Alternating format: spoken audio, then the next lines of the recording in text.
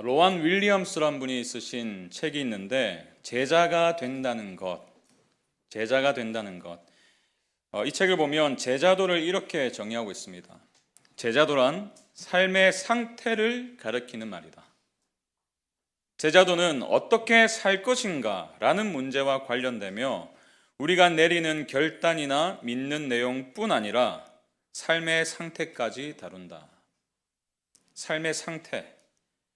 그러면서 이 신약 성경이 쓰여지던 당시에 제자, 마데테스라는 단어가 어떤 의미를 가지고 있는지를 쭉 설명해요.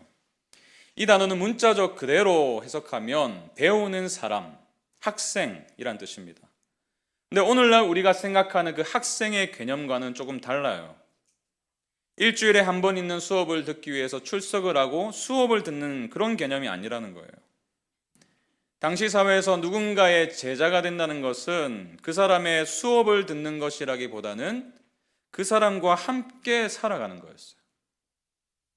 스승이 사람들과의 관계에서 어떻게 처신하는지, 또 식탁 교제를 할 때 어떤 말을 하는지, 말 그대로 24시간을 스승을 따라다니면서 그의 삶 전체를 배우는 것.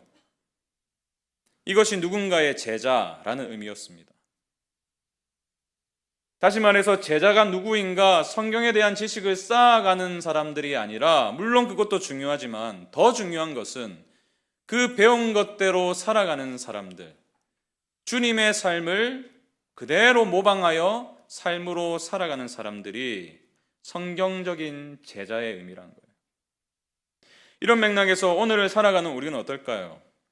우리는 어딜 가면 종종 이렇게 고백합니다. 저는 그리스도의 제자입니다. 그런데 우리는 정말 이 성경적인 의미의 제자로서 우리가 살아가고 있습니까? 정말 주님과 함께 동행하고 있습니까? 주님이 살아가신 방식과 그분이 사람들을 대하신 그 태도가 나의 삶에서 온전히 드러나고 있습니까? 혹시 우리는 일주일에 한 번 예배당에 출석하며 수업을 듣는 그런 종교 수업 청강생이 된 것은 아닙니까? 주님과의 지속적인 관계를 맺기보다는 내가 필요할 때만 찾는 파트타임 제자가 된 것은 아닌가요? 제가 왜 설교를 시작하면서 조금은 무거울 수도 있는 이런 질문을 던지는 것입니까? 어찌 보면 오늘 본문은 종려주일과는 별로 상관이 없는 것처럼 보여요. 이 본문을 다루면서 왜 제가 제자에 대해서 말을 하고 있는 것일까요? 그 이유는 이렇습니다. 오늘 본문에 기록된 다윗의 행보와 또 그를 따랐던 사람들의 선택이 주님의 길과 너무나 닮아 있기 때문이에요. 다윗은 압살롬을 피해서 예루살렘을 떠납니다. 그리고 기드론 시내를 건너갔어요. 애통하는 마음을 부여잡고 어디를 향했습니까? 감난산을 올라갔습니다. 그런데 그로부터 1000년 뒤에 그의 자손으로 오신 예수님도 그러셨어요. 주님은 제자들과의 마지막 만찬을 마치시고 기드론 시내를 건너가셨습니다. 그리고 감람산에 오르셨어요. 요한복음 18장 1절 보세요. 예수께서 이 말씀을 하시고 제자들과 함께 기드론 시내 건너편으로 나가시니 그곳에 동산이 있는데, 이 동산이 있는 곳이 감난산이었어요. 겟세마네 동산. 그리고 다윗이 가장 신뢰했던 모사 아히도벨의 배신, 그리고 17장에 보면은 그가 결국 스스로 목숨을 끊어버립니다. 이 아히도벨의 모습이 주님을 배신했던 가룟 유다의 삶과 너무나 닮아 있는 거예요. 그래서 한 신학자는 이렇게 설명합니다. 이 모습들은 예수님이 십자가를 향해 가실 때 겪으셨던 일들과 매우 닮아 있습니다. 복음서 저자들은 이 점을 분명히 알고 있었던 것 같습니다. 그래서 예수님이 고난 전날 밤, 십자가를 지시기 전날 밤에 감람산으로 가시는 장면을 기록할 때 사무엘하 15장에서, 오늘 본문이죠, 첫 번째 기름 부음 받은 자인 다윗이 겪었던 고난을 생생하게 떠올릴 수 있도록 묘사했습니다. 심지어 가룟 유다가 예수님을 배반하고 스스로 목숨을 끊은 사건조차 성경 전체에 비슷한 사례를 찾기 힘든데 유일하고도 놀라운 예외가 바로 아히도벨입니다. 그 역시 하나님의 세우신 왕을 배반했다가 결국 스스로 목숨을 끊는 선택을 했기 때문입니다. 바로 이것이 제가 본문을 묵상하는 가운데 주님이 계속 생각난 이유예요. 그러면서 끝까지 다윗을 따랐던 인물들이 하나둘 눈에 들어오기 시작했습니다. 모두가 압살롬 향해 돌아선 그때에, 다윗이 가장 힘을 잃은 그때에, 그럼에도 그를 끝까지 따른 자들이 있었더라고요. 그리고 그들의 고백과 태도를 통해서 저는 제자도가 무엇인지를 배울 수가 있었습니다. 지난 한 주 본문을 묵상한 동안 하나님께서 지속적으로 저에게 질문을 던지셨어요. 박 목사, 너는 나를 끝까지 따르길 원하니?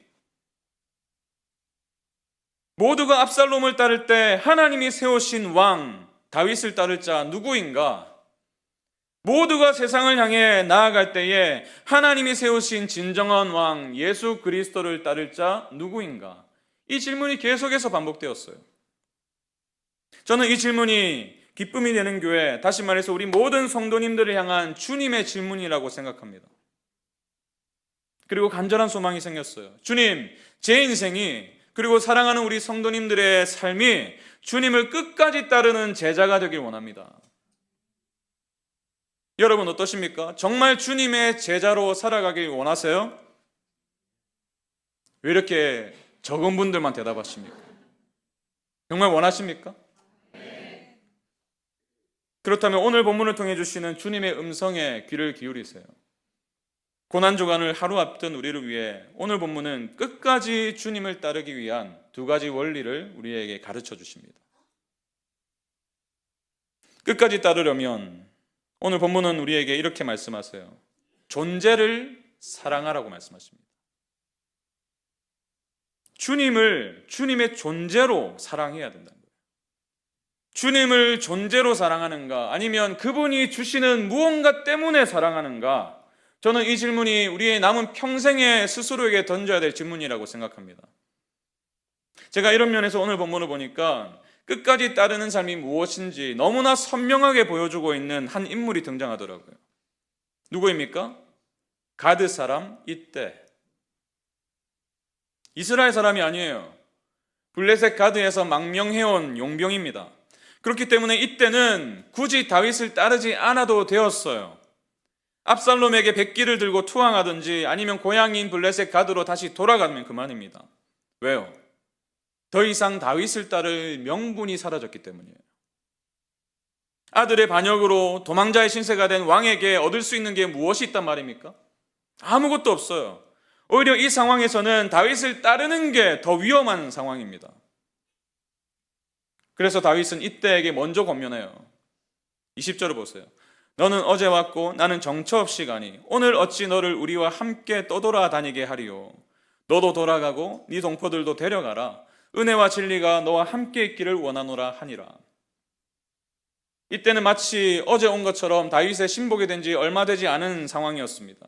그리고 어디로 갈지, 다윗이 어디로 갈지 알 수 없는 상황이었어요. 그러니 괜히 떠돌이 신세가 되지 말고 함께 온 가족과 동포를 다 데리고 돌아가라는 거예요. 제가 볼 때 이때는 더 이상 아쉬울 게 없어요.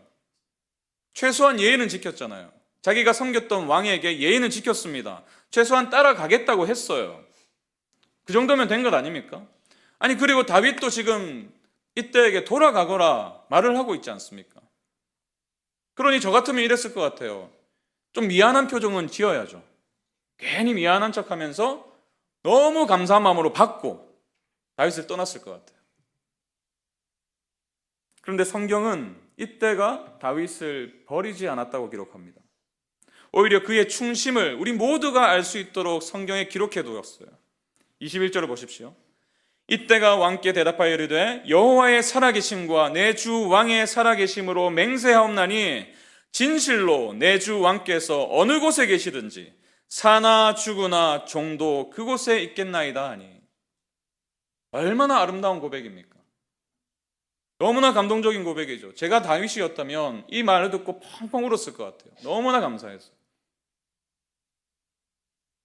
그렇다면 이때가 이렇게 다윗에게 충심으로 고백할 수 있었던 이유가 어디에 있을까요? 딱 한 가지입니다. 이때는 다윗이 줄 수 있는 혜택이 아니라 다윗의 존재를 사랑했기 때문이에요. 이때와 다윗의 관계는 거래 관계가 아니었습니다. 여러분, 거래 관계가 뭐예요? 내가 얻을 것이 있으면 따르고 그렇지 않으면 버리는 게 거래 관계예요. 철저히 계산적인 관계입니다. 만약에 이때가 다윗을 거래 관계로 대했었다면 다윗을 따를 이유가 없어요. 예루살렘을 도망치듯 나온 왕, 아무것도 가지지 않은 왕, 무슨 이유로 따른단 말입니까? 여러분, 우리는 압살롬의 반역이 어떻게 허망하게 끝났는지를 알고 있습니다. 그런데 지금 이 상황에서 이때는요, 아무것도 알 수 없었어요. 그야말로 빈털터리 신세가 되어서 앞날을 알 수 없는 이 왕을 무슨 명분으로 따른단 말입니까? 이 절망적인 상황이 있는 다윗을 무슨 이유로 따른단 말입니까? 여러분의 이야기로 한번 생각해 보세요. 사업이 잘 되고 직장에서 초고속으로 승진을 하고 사회적인 지위가 올라가면 가만히 있어도 사람이 붙어요. 로또에 당첨되면 그러길 원하시죠. 평소에 연락 한 번도 하지 않던 사람들이 어떻게 해야 하는지 연락이 온다고 합니다. 저도 경험해 보지 못한 일이지만. 근데 여러분, 반대의 경우는 어떨까요? 우리 중에도 삶이 풀리지 않을 때 사람이 떠나는 아픔을 겪은 분들이 계실 거예요. 여러분, 그럴 때에, 모두가 다 떠나갈 때에 여전히 곁에 남아주는 친구가 있다면 진정한 친구가 아닐까요? 내가 줄 수 있는 게 아무것도 없어요. 내가 그 사람을 위해서 해줄 수 있는 게 아무것도 없어요. 그러나 그가 나를 사랑해서, 나의 존재를 사랑해서 함께 해주는 사람.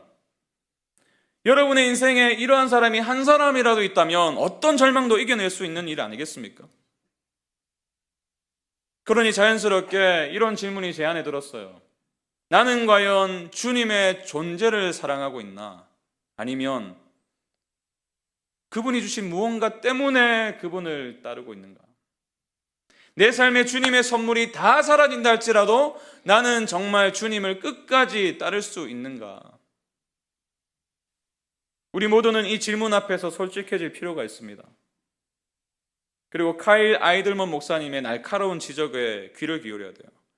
이분이 팬인가 제자인가, 유명한 책이죠. 이 책을 쓰신 분인데요. 오늘날 교회의 슬픈 현실을 이렇게 지적하고 있습니다. 잘 들어보십시오. 오늘날 교회의 가장 큰 문제거리는 스스로를 그리스도인이라고 말을 하지만 정작 그리스도를 따를 생각은 추호도 없는 팬들이다. 온갖 혜택을 바라며 예수님의 주위로 몰려드는 팬들은 있다. 하지만 자신을 희생할 만큼 그분과 가깝지는 않다. 그러면서 제자가 아닌 이 팬의 특징을 이렇게 말합니다. 팬은 누구냐? 상황이 좋고 주님이 이런 조건을 잘 들어주시는 한 주님을 따르는 사람들.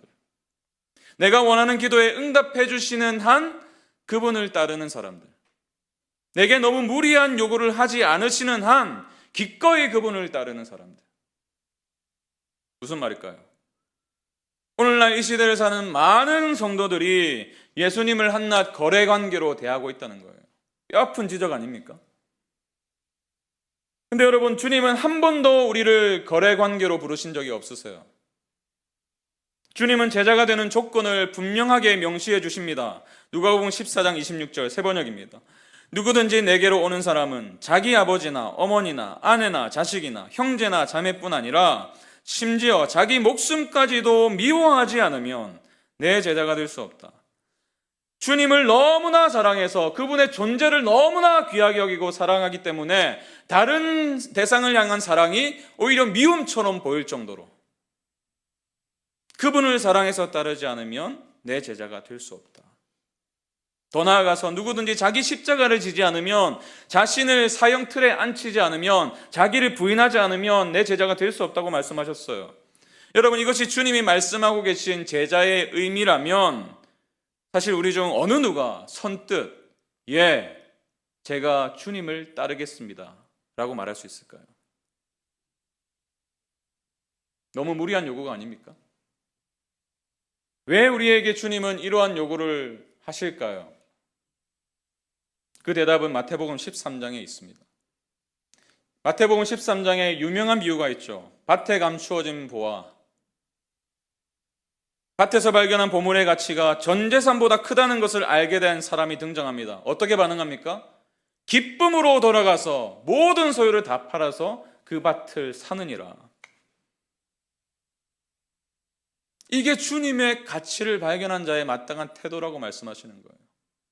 여러분, 주님을 따르는 것은 꾸역꾸역 가는 게 아니에요. 억지로 끌려가는 것이 아닙니다. 예수님이 가지신 그분의 존재의 가치, 그 가치를 발견하니 그 무엇과도 바꿀 수도 비교할 수도 없는 그 가치를 발견한 자는 그분을 가장 사랑할 수 있는 거예요. 이때는 다윗의 존재를 사랑했습니다. 제자는 주님의 존재를 사랑해요. 그분을 사랑하기 때문에 그분이 당장에 나에게 줄 수 있는 게 없다 할지라도 이렇게 고백할 수 있는 거예요. 이때 고백을 다시 한 번 더 보겠습니다. 진실로 내 주 왕께서 어느 곳에 계시든지 사나 죽으나 정도 그곳에 있겠나이다. 사나 죽으나 정도 당신과 함께 하겠나이다. 우리는 이때의 귀한 고백 앞에서 우리의 신앙을 돌아보아야 됩니다. 정말 우리가 믿고 따르고 있는 예수님은 내 모든 삶을 걸 만큼 가치 있는 분이신가? 그분이 내게 아무것도 해주는 게 없다 할지라도 끝까지 따를 만한 분이신가? 우리가 어떻게 이 질문에 예 라고 고백할 수 있을까요? 그분이 먼저 우리를 위해 모든 것을 버리셨다는 사실을 깨달을 때예요. 우리가 그분을 위해 아무것도 드리지 못할 그때에 끝까지 저와 여러분의 인생을 포기하지 않으셨다는 그 놀라운 사랑을 발견할 때입니다. 여러분, 그래요. 이것이 복음입니다. 이것이 이번 한 주 고난주간을 통과하면서 우리가 발견해야 될 진리예요. 제가 영화 신의 악단을 보면서 정말 많이 울었습니다. 이 영화의 전제가 뭐예요? 실화를 바탕으로 제작된 거잖아요. 실제로 오늘 이 시간에도 북한에서는 예수를 믿는 이유로 감옥에 끌려가요. 처형을 당하기도 합니다. 예수를 따르는 사실이 발각되면 모든 것을 잊게 되는 거예요. 그럼에도 불구하고 여전히 오늘도 그분을 끝까지 따르는 자들이 있어요. 그 영화를 보면서 그 수많은 북한을 살아가는 지하교회 성도들이 생각이 났어요. 그들의 믿음과 제 믿음을 비교해 보니까 제 믿음이 너무나 초라해 보이는 거예요. 그래서 눈물이 났습니다. 제가 얼마나 조건을 따지면서 주님을 따르고 있는지, 주님께 너무 죄송해서 울었어요. 또 다른 이유가 있습니다. 제가 왜 울었냐면요, 우리 성도님들이 생각나서 울었어요. 우리 교회에도 수많은 이때가 존재하고 있습니다. 남편을 잃은 슬픔 속에서도 주님을 향한 소망을 여전히 잃지 않은 성도님들이 계세요. 건강을 잃어버린 그 절망적인 상황 속에서도 다시 일어나서 주님을 따르겠노라고 고백하는 성도들이 계십니다. 자녀의 고통을 해서 긴 세월을 신음하며 살았지만 그럼에도 불구하고 끝까지 내가 주님을 따르겠노라고 고백하는 분들이 계세요. 그분들이 생각나서 많이 울었어요. 여러분, 주님은 오늘날 우리가 이때가 되길 바라시는 줄 믿습니다. 사나 죽으나 정도 그곳에 있겠나이다. 당신과 함께 하겠나이다. 주님이 주실 수 있는 게 없다 할지라도, 아니 주신 것들이 다 사라진다 할지라도 주님을 거래관계로 대하지 않고 존재로 사랑하는 이 시대의 이때를 주님은 찾고 계세요. 주님을 존재로 사랑할 때 우리는 주님을 끝까지 따르는 제자가 될 수 있는 줄로 믿습니다. 그런가 하면 우리가 끝까지 주님을 따르는 제자로 살기 위해서 주신 또 다른 원리는 이것입니다. 사명을 살아가라고 말씀하셨어요. 존재를 사랑하고 또 사명을 살아가라고 말씀하십니다. 여러분, 주님의 존재를 정말 우리가 사랑한다면 반드시 따라오는 게 사명이에요. 유진 피터스 목사님이 이 제자도를 설명하면서 이렇게 말씀하십니다. 예수님을 따르는 일은 우리의 귀와 눈을 요구하는 것만큼이나 직접 행동하는 발도 요구한다. 아니 어쩌면 발을 더 많이 요구하는지도 모른다. 무슨 말일까요? 제자로 살아가는다는 것은 말 그대로 우리의 삶을 요구한다는 거예요. 성경에 대한 지식을 쌓아가는 것도 너무나 중요하지만 더 중요한 것은 배운 대로 살아가는 것. 이것이 사명을 살아가는 삶이라는 거예요. 저는 오늘 본문을 묵상하면서 사명으로 사는 삶이 무엇인지를 발견했습니다. 24절을 보니까 다윗을 끝까지 따른 또 다른 사람들을 소개하고 있습니다. 사독과 아비아달이에요. 24절 세 번역을 보세요. 그런데 그곳에는 하나님의 언약궤를 메고 온 모든 레위 사람과 함께 사독도 와 있었다. 그들은 거기에다가 하나님의 궤를 내려놓았다.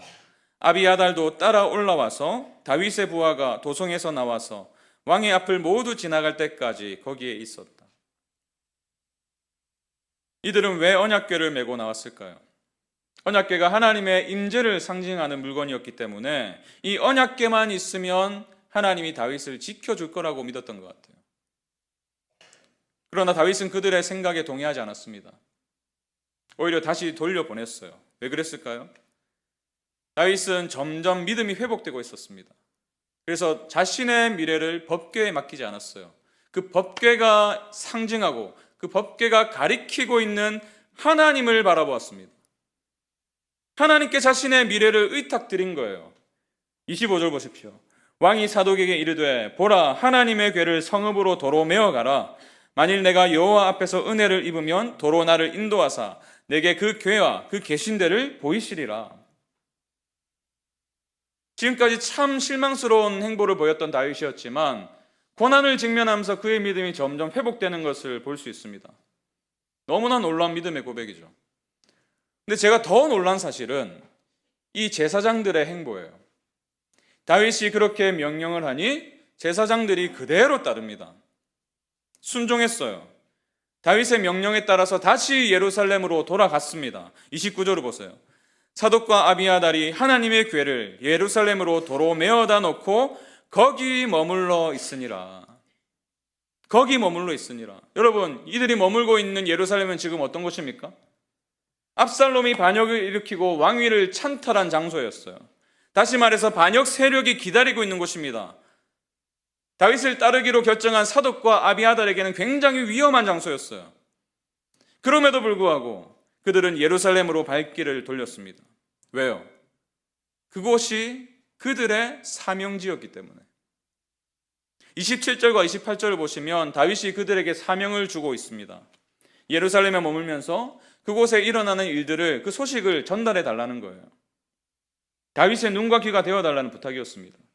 근데 이 부탁은 굉장히 위험한 거였어요. 한마디로 첩보원이 되어달라고, 스파이가 되어달라고 부탁하는 건 아닙니까? 발각되면 어떻게 됩니까? 굉장히 위험해지죠. 어떤 면에서는 목숨을 걸어야 되는 사명이었어요.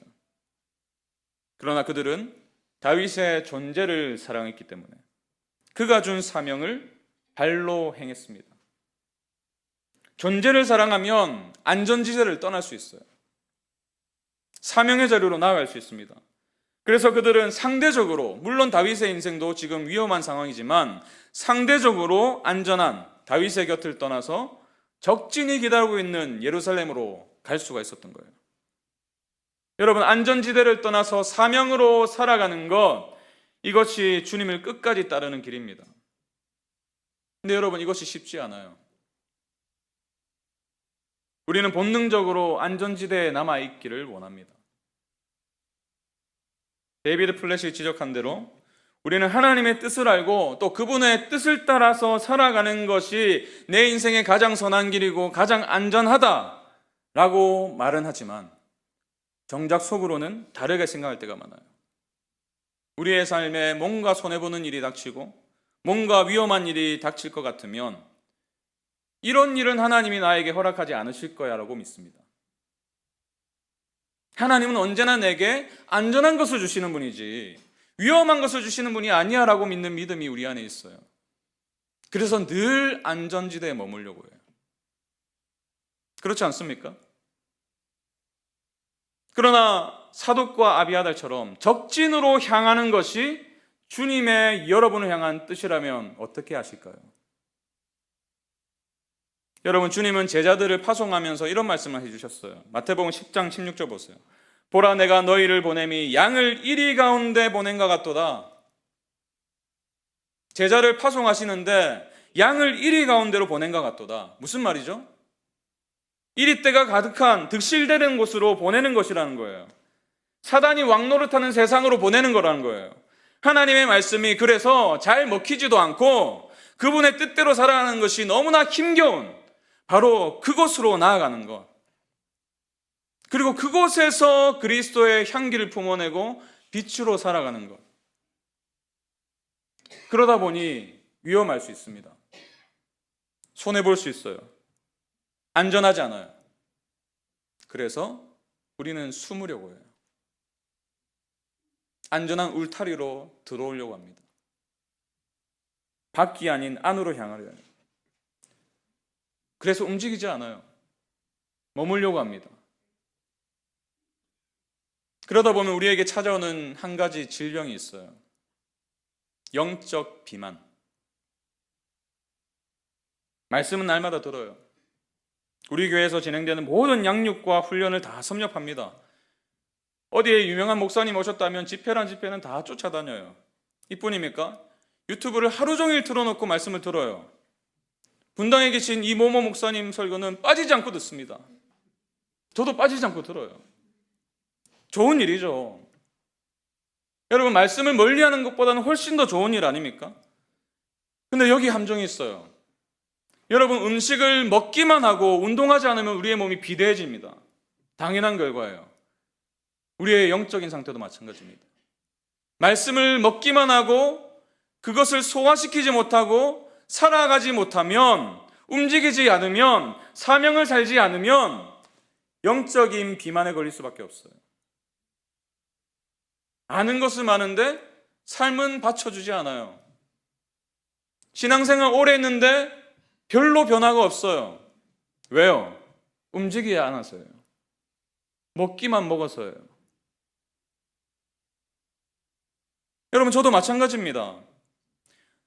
여러분 가운데 저보다 말씀을 많이 먹는 사람 없을걸요? 목사라는 삶이 누구보다 말씀을 많이 먹는 사람 아닙니까? 그래서요, 여러분보다 제가 훨씬 더 많이 운동해야 돼요. 훨씬 많이 먹기 때문에. 제가 전한 말씀을 살아내야 할 책임이 저에게는 있어요. 그래서 쉽지가 않습니다. 매주 강단에 서는 게 때때로 두려움으로 다가와요.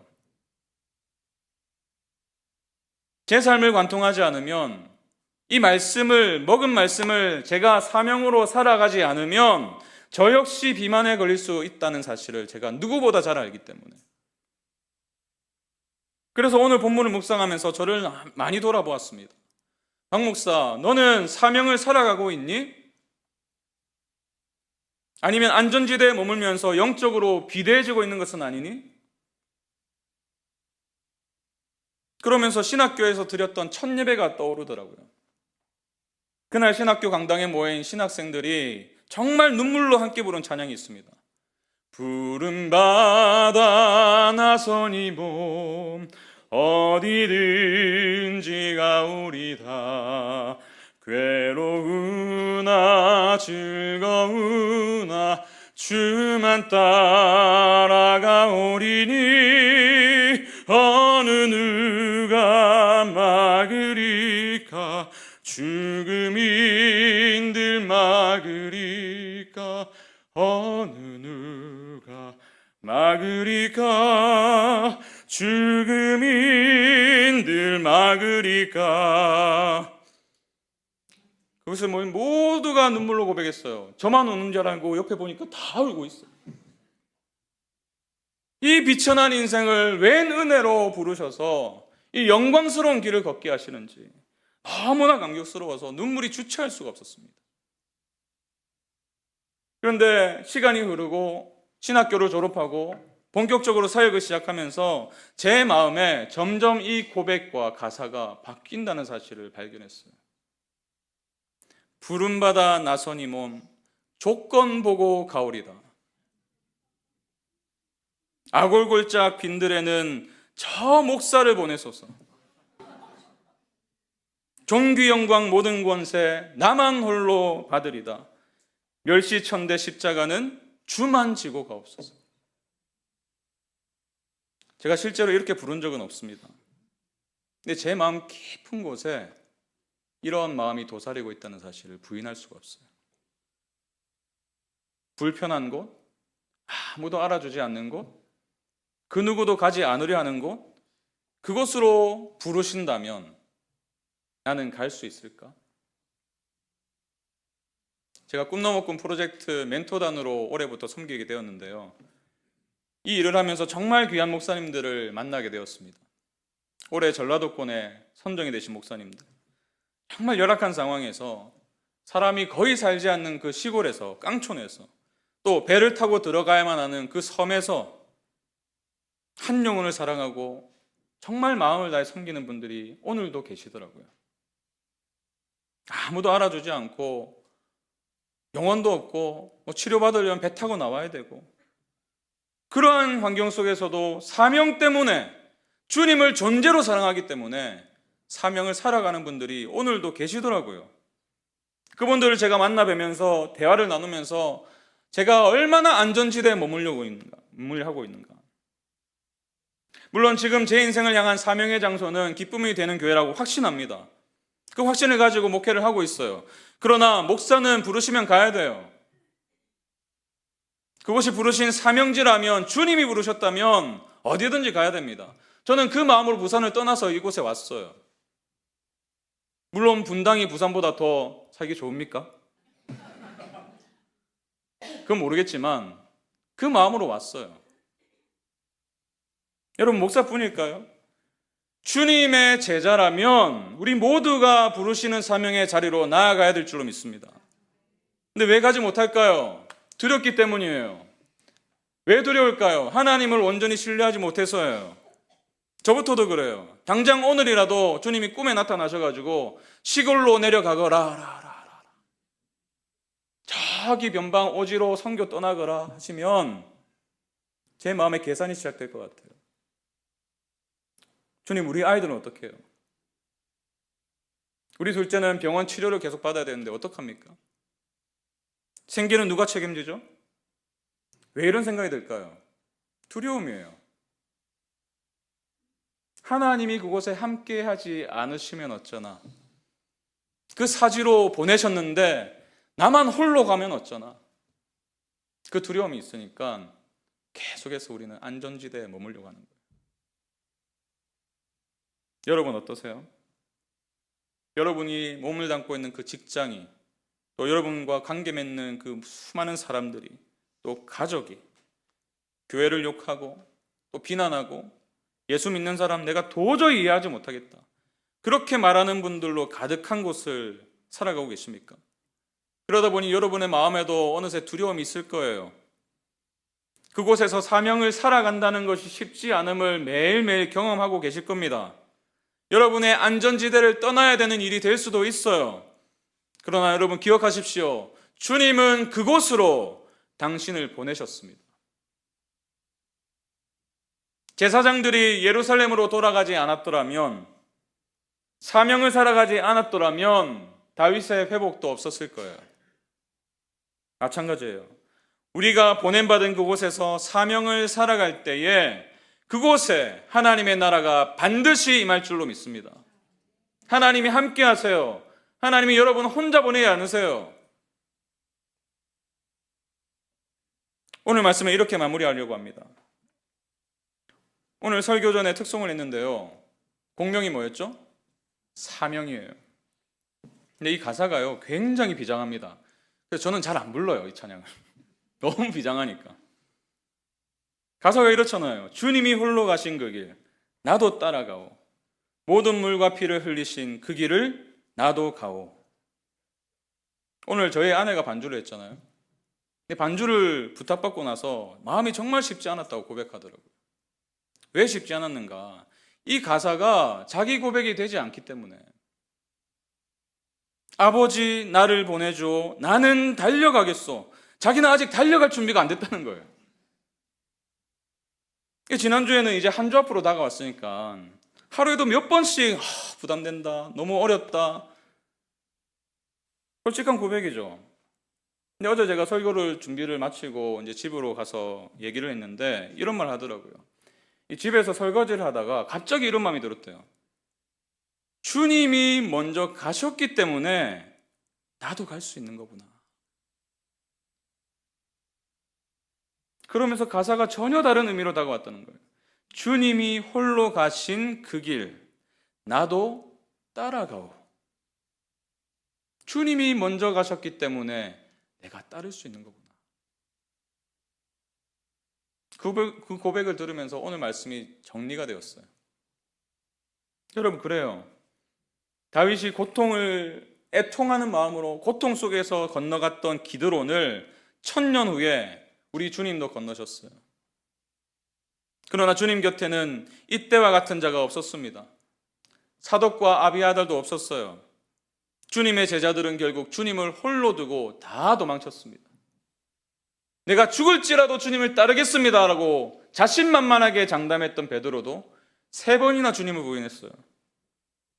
그러나 주님은 끝까지 십자가를 향하셨어요. 왜 그러셨습니까? 저와 여러분의 무능함을 아셨기 때문이에요. 우리의 연약함을 아셨기 때문입니다. 주님을 존재로 도무지 사랑할 수 없고 늘 계산관계로 거래관계로 생각을 하고 사명에는 관심도 없고 그저 자기 뜻에 옳은 대로 살아갔던 우리가 온전해질 수 있는 길, 그 길은 주님이 홀로 십자가를 지는 방법뿐이라는 사실을 아셨기 때문이에요. 그래서 끝까지 하나님의 뜻에 순종하셨습니다. 그분의 은혜로 오늘 우리가 이 자리에 있는 거예요. 하나님을 아빠, 아버지라 부를 수 있게 되었고 그리스도를 따라 살 수 있는 제자가 된 것입니다. 여러분, 그래요. 우리는 부인할 수 없어요. 주님의 제자들입니다. 은혜로 우리의 전 존재를 예수의 길을 따라 살라고 부름받은 존재들이에요. 그래서 우리는 주님을 따를 수 있어요. 주님이 생명을 던지시면서 저와 여러분의 인생을 불러주셨기 때문에 우리가 주님의 존재를 사랑한다면, 주님의 사명을 살아간다면 우리의 손에 쥐어지는 것이 아무것도 없을지라도, 세상이 아무리 교회를 비난하고 우리의 믿음을 조롱한다 할지라도 우리는 복음의 능력 안에서 끝까지 주님을 따를 수 있는 줄로 믿습니다. 고난주간을 하루 앞둔 오늘 주님은 우리 모두에게 묻고 계세요. 끝까지 따를 자 누구인가? 이 질문에 우리 모두가 이렇게 대답하길 원합니다. 예, 주님, 제가 따르겠습니다. 그리고 이 길의 끝에서 다시 오실 영광스러운 부활의 주님, 그분을 기쁨과 환희로 맞이하게 되는 우리 모두가 되길 간절히 축원합니다. 우리 이 말씀 생각하면서 이 고백을 우리의 마음의 고백으로 삼아서 함께 고백했으면 좋겠습니다. 안개 속에서 주님을 보내 아무도 없을 것 같은 그곳에서, 그러나 우리에게 손 내미시며 우리의 손을 붙잡아 주시고 우리와 함께 이 길을 걸어가길 원하시는 그 주님을 만나시길 바랍니다. 우리 함께 고백합시다. 안개 속에서 주님을 보내 아무도 없을 것 같던 그곳에서 손 내미셔서 나를 붙드네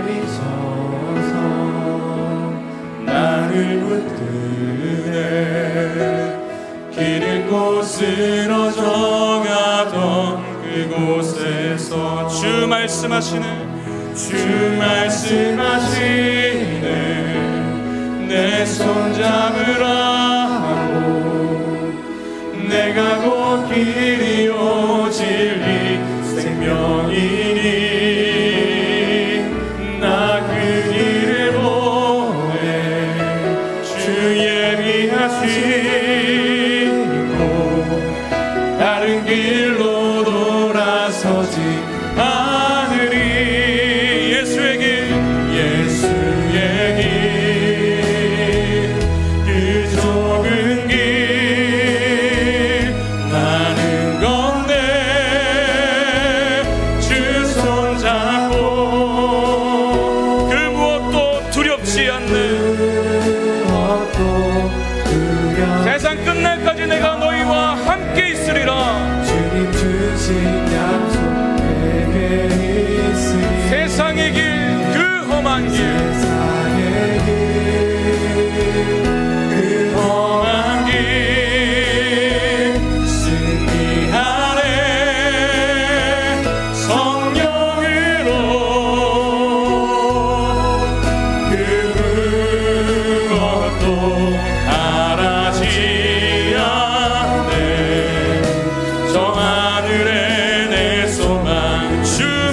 말씀하시네. 내 손잡으라고 주 말씀하시네.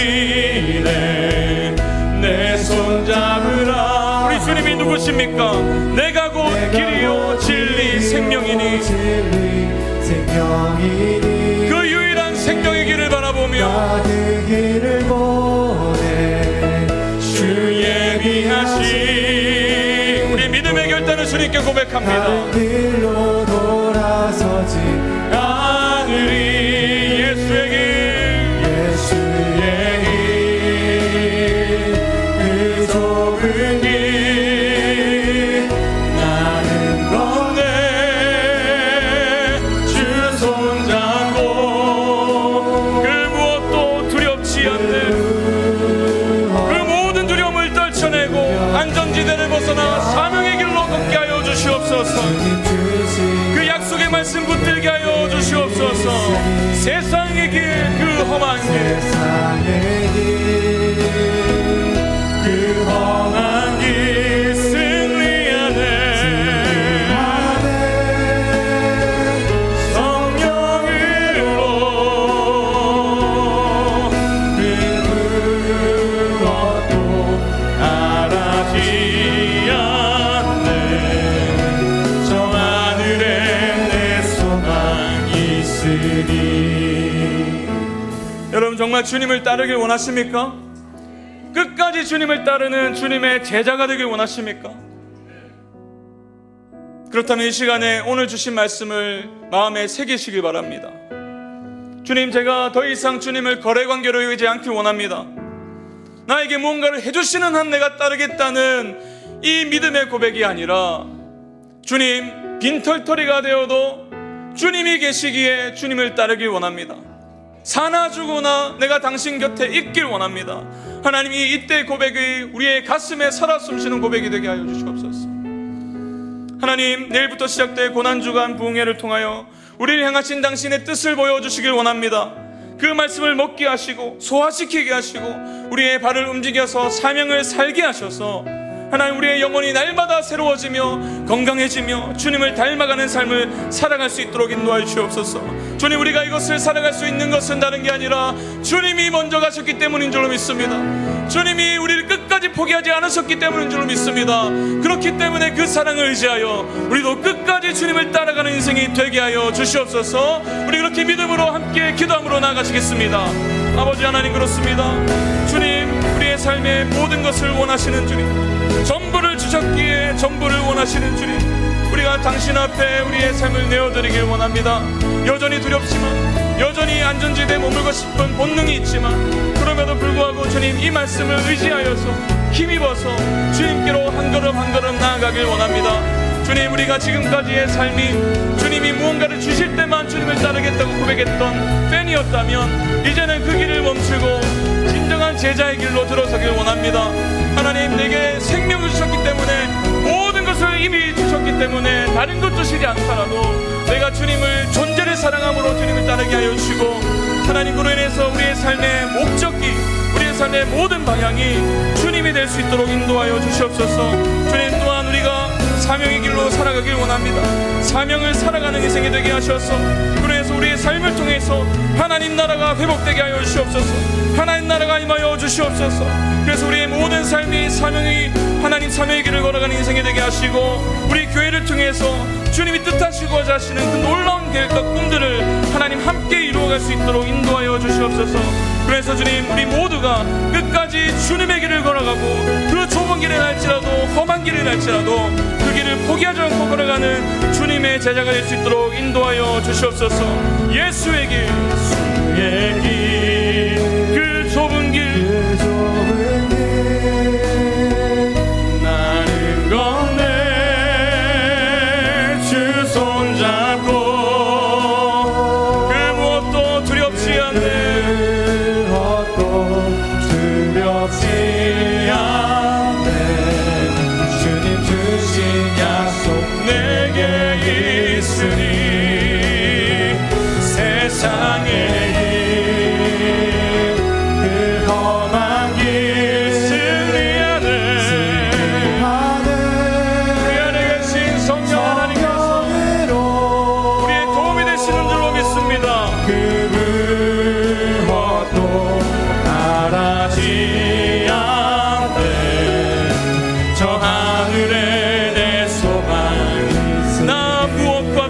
주님을 바꾸지 않으리. 나 무엇과도 주님을 바꾸지 않으리. 다른 어떤 은혜 구하지 않으리. 오직 주님만이 내 삶의 도움이시. 주님, 우리가 주님의 얼굴을 구합니다. 얼굴 보기 원합니다. 우리의 마음과 삶을 드리며 고백합시다. 주님 사랑해요. 주님 사랑해요.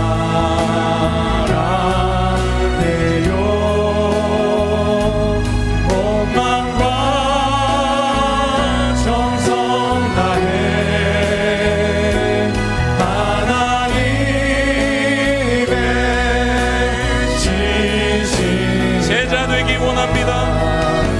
제자 되기 원합니다. 주님 사랑합니다. 주님 사랑 주님을 존재로 사랑하길 원합니다. 온 마음과 정성 다해 정성 다해 하나님의 진실한 제자 되기 원합니다. 제자 되기 원합니다. 주님 사랑해요. 주님 사랑해요.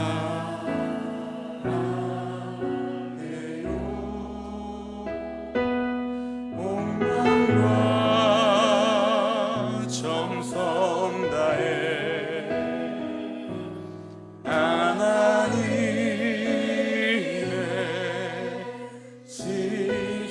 진실한 제자 되기 원합니다. 제자 되기 원합니다. 주님, 이것이 우리의 평생에 떠나지 않는 기도가 되길 원합니다. 주님의 신실한 제자가 되는 것, 이것이 우리의 삶의 목적이 되게 하여 주시옵소서. 주님을 끝까지 따라 사는 삶, 말년에 세상을 사랑하여 떠났던 데마처럼 그러한 인생의 길을 걷는 자들이 아니라 넘어지고 또다시 일어서고 그것을 반복한다 할지라도 끝까지 이 길을 걸어가는 주의 제자가 되게 하여 주시옵소서.